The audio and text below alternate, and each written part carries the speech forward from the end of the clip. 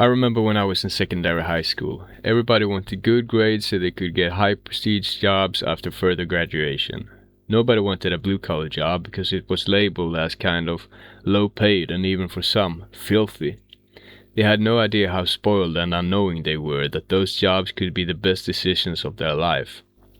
I wasn't the best kid in school, although I was surrounded by people who were. They did well on tests and almost felt the pressure from other students to perform. Some even fainted before graduation because it was so important to them to get into a good university later. I remember seeing a meme where two fancy-clothed humans was walking above a guy working down in the sewer pit on the street.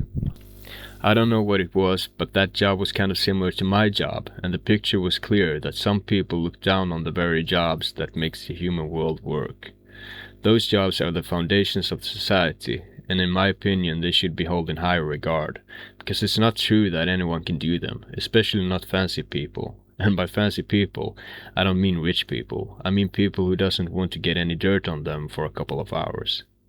I realized later on that I had become one of those people for some time in my life. At first in secondary school, I wasn't at all playing in the same league as my peers. I didn't get the importance of a good education like the rest, but I would be lying if this didn't have an effect on me.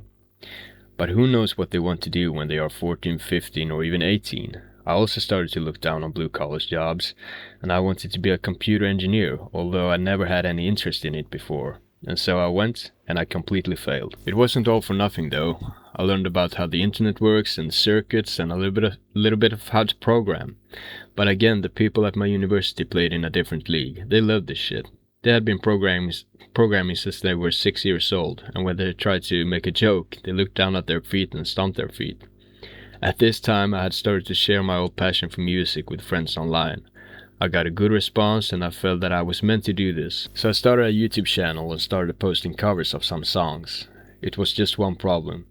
I wasn't making any money and I had to go work where I always had been working before. It was a good job about wells for drinkable water, but it took a lot of energy and I wasn't really interested in it back then. Then I met a friend that I had not seen for several years. He had quit our school to start at another school back when we were kids.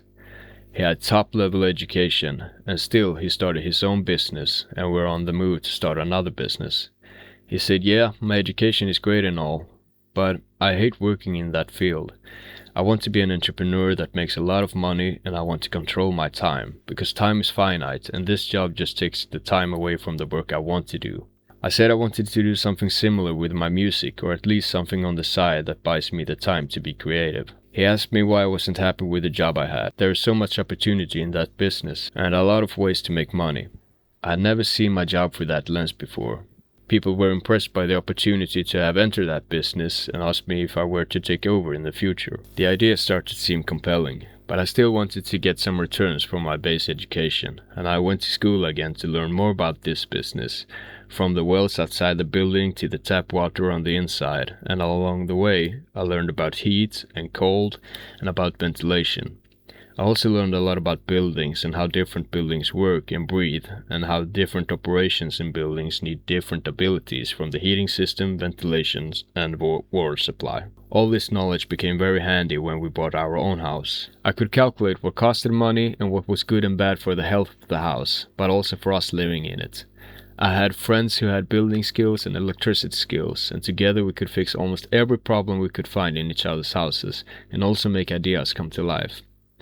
Blue-collar jobs has such a good use in your private life, and you can make little money or plenty of it just based on what you're willing to give.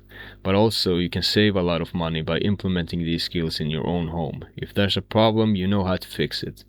That wasn't to say that my first university experience was for nothing. I learned a lot about math that I could implement when calculating interest on the house, how much electricity I need for heating, how much air I need in the house, and so on. Early on I also got interested in investing, and that seemed to be the ultimate way to freedom. Freedom to one day decide what I was to do with my day. Is it going to be music or maybe a new project on the house? Thank you for listening to this first video where I rant about independence and that you can come very far with both making money and saving money with the skills you get from a blue-collar job. The audio quality is not the best yet, but I use what I got until the next video. So until then, have a good one and feel free to subscribe. Bye.